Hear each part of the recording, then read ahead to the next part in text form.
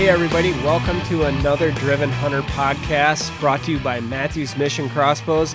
Today's a pretty special day because we are joined with my son Carson, who's 16. This is his first podcast. Are you a little bit nervous, Carson? Just a little bit. Nothing to this. All we're going to do is BS a little bit, talk about a couple things like the season, how to get, kids your age more involved in hunting and fishing and stuff. But yeah, I think there's going to be some fun stuff we can talk about, and hopefully you can help those that are listening out. And if you're watching, we'll also have a video version. We can show you some of the examples that we're going to talk about today, some different stuff that happened to Carson this last year. So you had a heck of a year this past year, buddy. Yeah, I did. You knocked it out of the park. Carson, if you haven't seen Carson, he started way back in the early days. How old were you when you first started, you figure? Well, the first hunt I went on I was like 4 years old, I think. That's right. Yeah, we went down to John Redmond's Nose Jammer, and we were down there hunting a buck. That was your very first hunt, very first time I ever took you to the field. Mm-hmm. I remembered I had to carry you most of the way to the blind. Yeah, my legs didn't walk that far. We had old Donnie Hansen filming. Mm-hmm. That was, I'll never forget that. The swamp buck. Yep, that's right. We shot the swamp buck that night, and it hooked you, didn't it? Yes, it did. That's right. And I remember when we had Carson in the blind that night, I took plenty of snacks. He was a snack hound, and he ate a lot of snacks that night, which helped keep him quiet. But every so often, we had deer out in front of us, and he'd poke his head out, and he's like, "Dad, I see a deer." And I'd have to, grab him by the collar and pull him back in the blind and say, "Hey, buddy, we got to be a little quieter." But that night, the swamp buck came out, a big management 8, and we put the hammer on him. And just going up there and doing the recovery with you is, one of my best memories of field. Some people ask me, "What's your favorite hunt?" That one ranks right up there.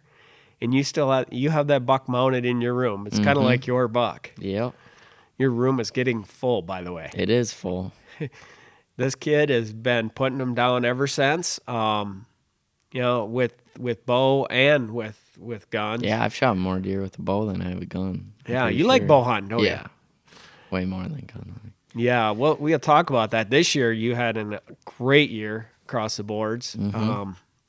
You shot your biggest buck to date, didn't you? With a bow. With a bow. Yeah. Yeah, it was... you probably should thank Randy Baker, good friend of ours, because he let him come over and hunt on his farm. He had a buck pretty much on a pattern, and he said, "Carson, come over." And Carson has been going over there and hanging out with Randy for the last couple of years anyways. Mm-hmm. And this buck come in. Well, tell the story quick, just how it all went down. Like Dad said, I was at school the one day, and he was texting me, and we've been talking to Randy about this buck for a couple of weeks now, and Randy said he's had him coming in pretty good. And so I went over to Randy's after school, and me and Jared actually went down and got in the stand quick, and here he comes. He was the third deer we saw all night, and I snort-wheezed him right in. It was awesome. Yeah, what made you snort wheeze? Why did you decide to snort wheeze? So we were sitting over an evolved plot, and the deer started coming in, but he was on a doe trail. He went the direct opposite way, and I snort-wheezed about 8 times. He turned around and then went back the other way, turned around, went back the other way, snort-wheezed, and here he came. Yeah, he couldn't handle that call, could he? Yeah, he came in right behind us, actually, and I shot him at like 20 yards. Yeah, I'm still laughing about that shot because people get to see this. We're going to leave this on the footage.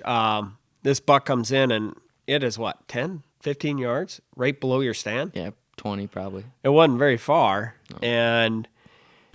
And the buck just naturally just stops for a second, pauses to look around, and then you grunt at him or bleed at him to stop him. What's that about? He just stopped. He didn't. So you're going to laugh when you see this buck after you hear he stops and is looking around. Carson goes, "Bah." It's not the first time. Makes him flinch, and it's just a natural reaction, which I've taught you how to stop deer. But you were going to do it anyways when he was even stopped. That was funny. I was nervous, all right? Yeah. Nervous. And I love your reaction because you smoke him. I mean, you 12 ring the deer, and he just takes off, and my gosh. and he's on a death run, and Did that really your just reaction when the camera comes back to you, you're just freaking out. That was Yeah. pretty cool. It's pretty wild. So yeah, that, and then Randy came and helped you, track him out, and he didn't go very far, did he? Yeah, that was my first buck with the verdicts. Yeah. What broadheads were you shooting? NAP expandables, yeah. Yeah. Oh, that's right. Yeah, you were shooting NAP. So that's pretty cool. Good job on that, buddy. Yeah, thank you. And then you also got to go to New Mexico this year on a youth elk hunt, which you've been there in the past. We've been going to RTO for elk youth season for a long time. And you've shot one there before, back in the day, probably about 4 years ago, probably. Yeah, 4 somewhere years in there. ago. Yeah, you were a lot shorter then. Yeah, quite a bit shorter.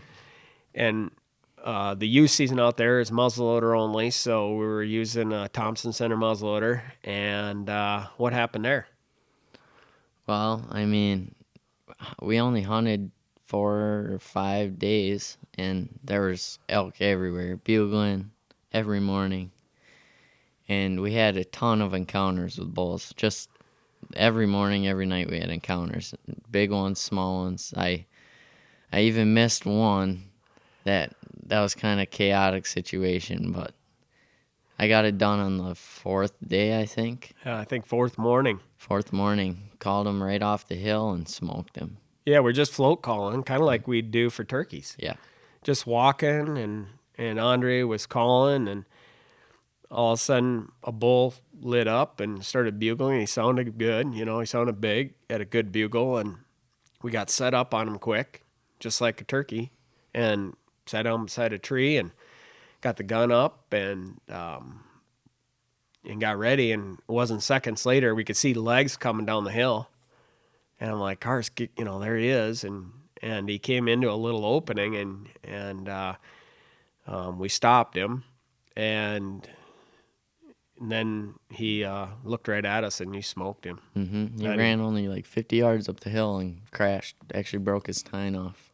Yeah, that's right. He fell, kind of into the rocks and snapped one of his tines on his one side off, but it was laying right there. So that we can get that fixed. Yeah. But that was awesome. That was an awesome hunt. Yeah. Another one that I won't forget anytime soon. That was pretty cool. And you can still youth hunt this year, so you better be nice to old dad. You got 1 year left for qualifying as a youth, and then you'll be too old. So Yeah. your sister Isabel, she's vying for that. She's got title. a couple more years. Yeah. If you haven't watched Driven in a while, I mean, him and his sister have quite a competition going. Isabel's 14, Carson's 16, and they're always jockeying for who gets to hunt what deer here on the farm and who gets to go on hunts and stuff. Carson usually wins out because he can film too, which is pretty cool. And this year, again, I mean, you didn't have just a great year, with in front of the camera, but you had a great year behind the camera as well. I mean, you laid some awesome kills down. I told Carson that we made a deal at the beginning of the season. I said, I will make you a deal. I said, if every great kill that you film, and if the footage is good, I will pay you $50. But if the footage is bad and you mess it up, then you pay me $50. So you were thinking about that, weren't you? Okay, footage was like $25. Yeah, if it was in the middle, then you got half the cost. But yeah, so you made it out pretty good. I mean, you laid down some great stuff this year. You filmed Ashlyn shoot her biggest deer was like a 170 whitetail with a gun, and Olivia and Brandon. Yeah, you filmed Brandon with a Matthews bow.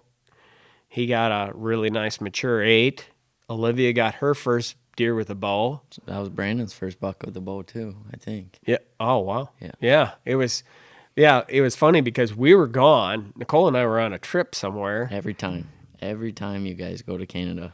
Yeah, we're time. gone, and the kids are texting us, got another big buck on the ground. And we're like, $3 in 5 days. that was insane. Yeah, it was a good year. And I mean, overall, people ask us, how'd your season go? And I'm like, I think it's our best season we've ever had. Whitetails for sure, yeah. And what we're going to talk about the season more in depth when Nicole and I do our podcast.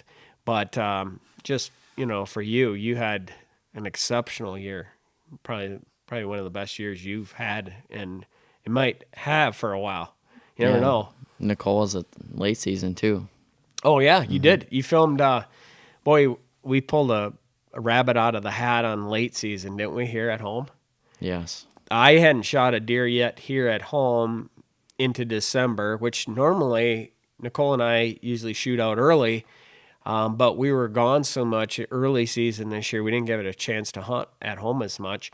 And then the deer I was chasing that I told Carson he could not shoot, it was off limits, got shot by the neighbor, which was a 234 incher, just a monster. But that's the way it goes. Anyways, I had to kind of refocus my efforts on a secondary deer, and one of the deer that we've had a long history with showed up late season, and I shot him. But then Nicole had her tag open, and she hunted down to the second to last day in December before the season went out, and you filmed her shooting a really nice mature deer with her Matthews. So Yeah. another great job. And you tracked it out and everything. Yeah.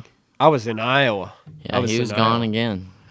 And leave it up to the bloodhound in the family, I guess. Yeah, Carson, he can smell blood. I mean, he's a blood tracker. No need to buy a dog here and have a blood tracking dog. I got my son.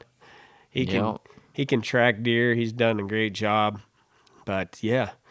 Well, let's talk about something different that I know you love. What about fishing? You love fishing. I love fishing. Yeah, I mean, this kid would be a pro fisherman versus hunting any day, right? Pretty close, yeah. We were just down in Lake Okeechobee in Florida, and we were down there fishing for a day, and he loves bass fishing, and all these major league fishing people are down there, all the guys that he follows on Instagram and all these social handles that I don't even follow. But he was like freaking out because he was like, oh, look at so-and-so's trucks there and so-and-so's trucks there. And he was just freaking out because all his idols were there. He doesn't have hunting idols like his dad. It's all on the fishing side. Who's your favorite fisherman? I'd say Dustin Connell for sure. Yeah. Never heard of him. Who else? I mean, there's different people. There's Major League Fishing people, and then there's YouTube, and I mean, like Jacob Wheeler, Mark Daniels Jr., Rob Tlerka, all those guys. Yeah. Never heard of a single one of them. Sorry if you guys are listening, but I'm just not into fishing like this guy is. But that's cool, and he's kind of got me excited more about fishing this year. He's got his own bass boat and your own truck at the age of 16. Yeah. And he's got payments that happen every month. So technically he's working right now and getting paid to do this podcast because he owes Dad some insurance money. Yeah. But we'll talk more about what you're going to get paid. You better start doing a lot more filming. That's kind of the key, right? I do the most I can, I guess. Fishing is not going to pay the bills. Yeah, I suppose. I always say maybe someday. If I had to be a pro fisherman or a duck hunter, I'd have starved to death. I would have went broke. But thank God I love to deer hunt. Yeah.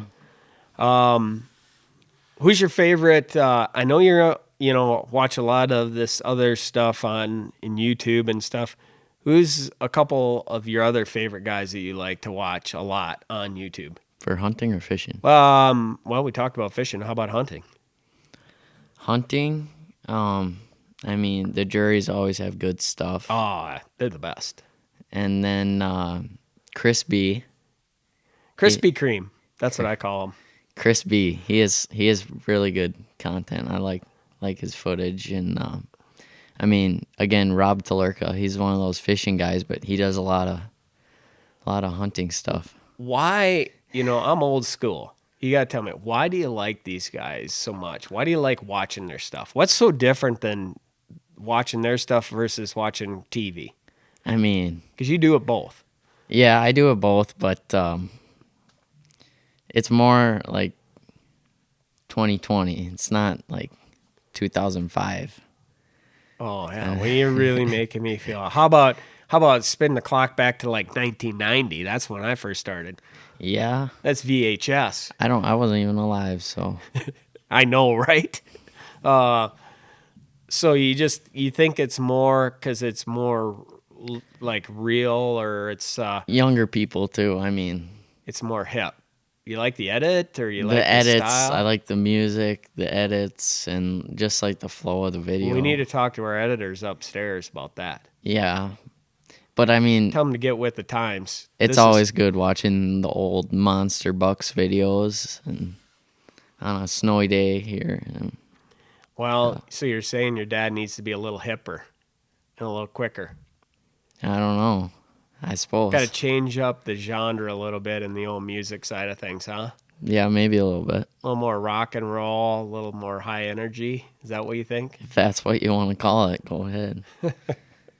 Oh, yeah. I don't know if I can morph into that or not, but we'll still keep watching them guys. I mean, like you said, look at the Drury. Yeah. The Drurys have been doing it forever.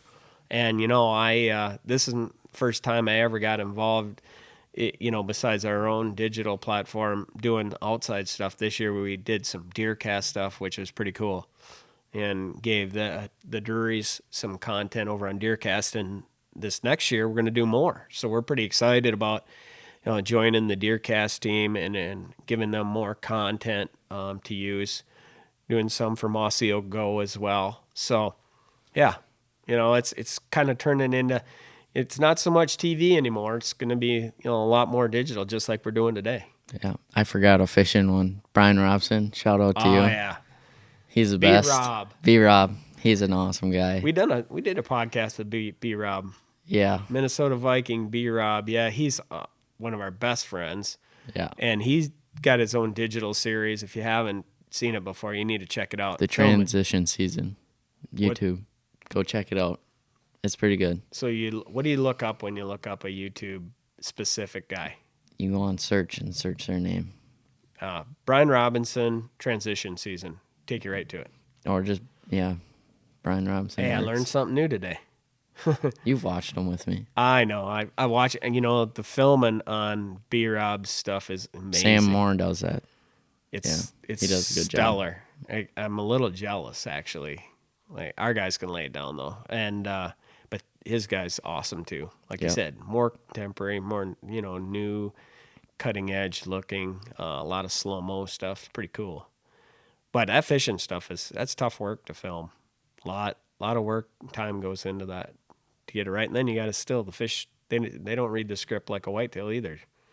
No. Like I said, I'd starve to death if I had to fish. They can be up shallow, deep, all in the span of a couple hours.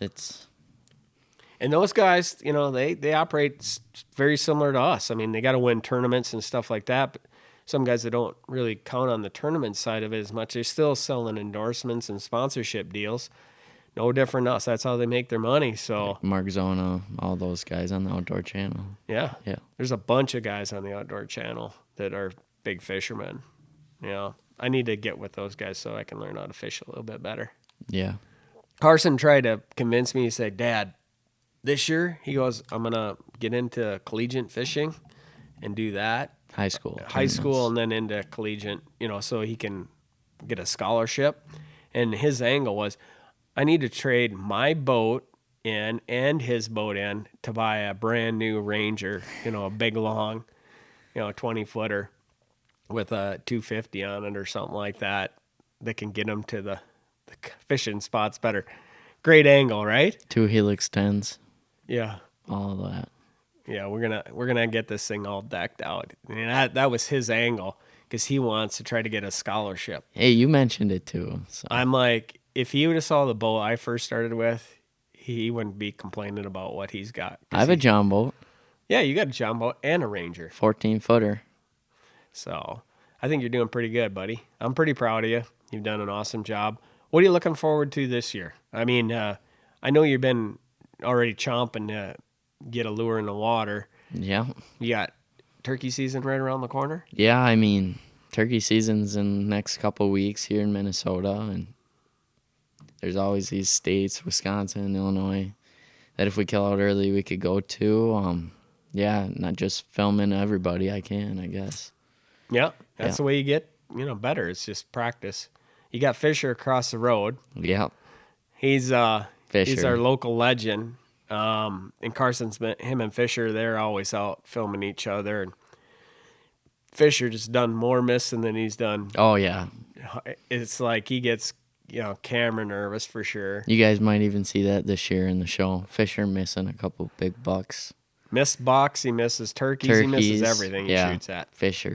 Turn the camera on and it's guaranteed to miss. He can catch some big trout, though. But Carson's getting lots of practice.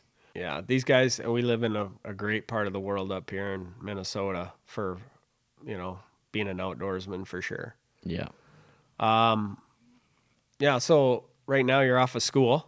Yeah. And that's why we're doing this podcast today. Coronavirus has got you completely on vacation. Shucks. And the turkey season is going full swing in Florida. We should get in the car and drive our rear to Florida right now. Yeah, we should. Because we could go shoot something. We could, yeah. Throw the decoys and calls in there and the Brownings and let's go. How's that sound? Long drive, but... As soon as we get done with this podcast, we'll go back and we'll tell Nicole we're leaving. Yeah, we'll go pick up Fisher. Yeah, We'll go pick up Fisher. Take Fisher to Florida, huh? Yeah, we might That's not a fish out of water. We might not want to scare the turkeys away. So one other question I had for you, Cars, we've been talking about a lot of things today, but one of the most important things is getting youth involved in the sport of hunting, fishing, just being an outdoorsman. What kind of advice do you have for kids that are looking to get started, looking to start bow hunting? You can talk about a lot of different things, but how's the guy get started and just going out and starting hunting? Well, I mean, lots of kids, pretty much every kid my age doesn't have the platform, I'd say, of having like you and Nicole in the industry already and just having all these people. So, I mean, there's a ton of ways you can get started. I mean, bow hunting, you can go to your local store, and I'm sure they have like a Shields. Yeah, a Shields or Archery Headquarters or somewhere like any bow shop. I'm sure they have affordable used bows that you can get started with and just shoot as much as you can. I mean, that's the biggest thing. Just practice. And the more you shoot, the better you'll get. It's just... I mean, for bow hunting, that's how it goes.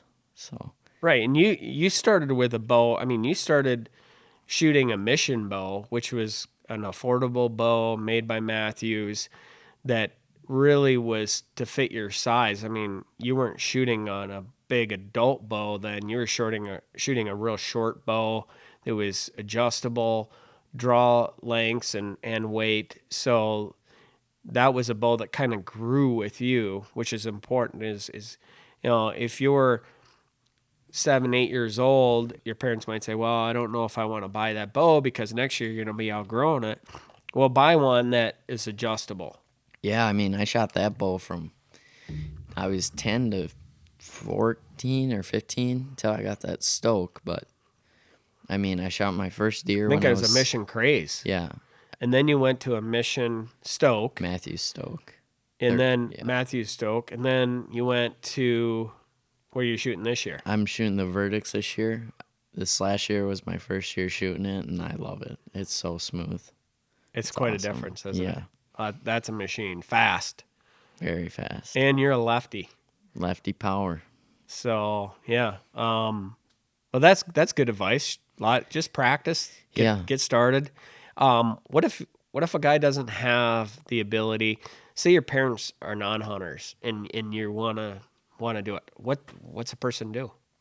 I mean, take Find somebody that does do it, right? Yeah, I like mean, the guy down the street. Go talk to yeah. him, see if he'll take you, right? There's land everywhere, even if it may not seem like it. There's people, there's public land, there's just about everything. Just like one of my buddies, like his parents don't hunt, and he got a bow this year, and he shot and shot and shot, and I took him out, and we didn't get one, but It hooked. He's he's hooked. hooked to it. That's for sure. So yeah. so find a buddy in school that does do that. I did the same thing.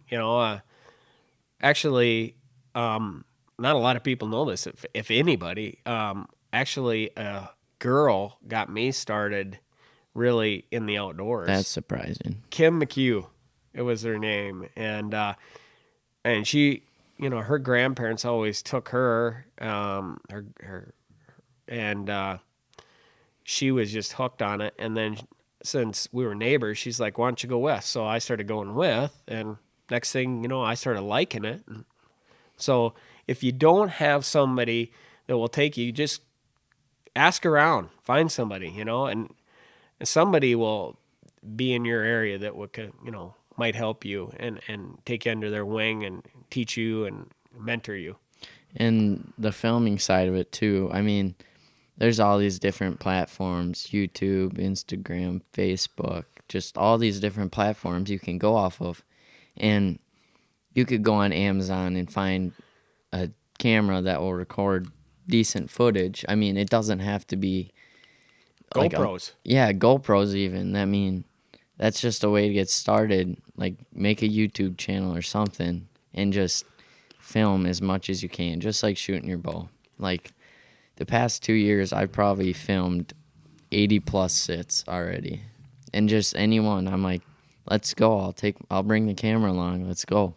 Just practice. Yeah, and I can already see the difference from last year to this year. Like, it's totally different just from being in the tree all the time. Yeah, and practicing. That's good advice.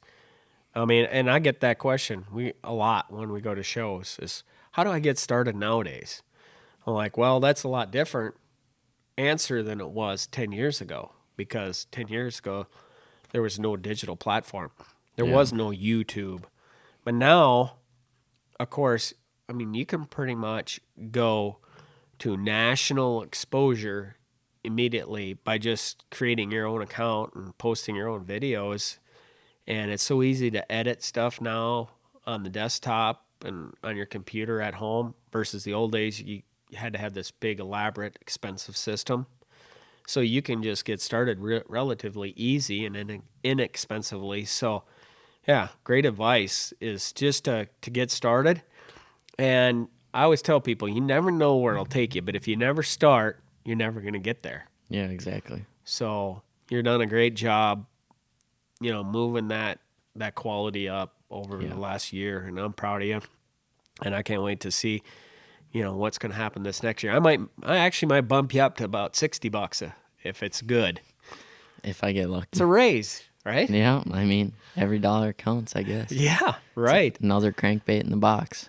Yeah, exactly. So, well, I appreciate you joining us today, and I'm sure we'll be posting more of Carson's exploits in the near future. But yeah, your first podcast is in the history books, buddy. Yep. I'm proud of you. Thank you. Well, Carson, I appreciate you joining us today. So your first podcast is in the history books. Yep. So if you haven't subscribed, make sure you do that on YouTube or iTunes, and we'll be having more exciting podcasts of Driven Hunter down the road. For sure.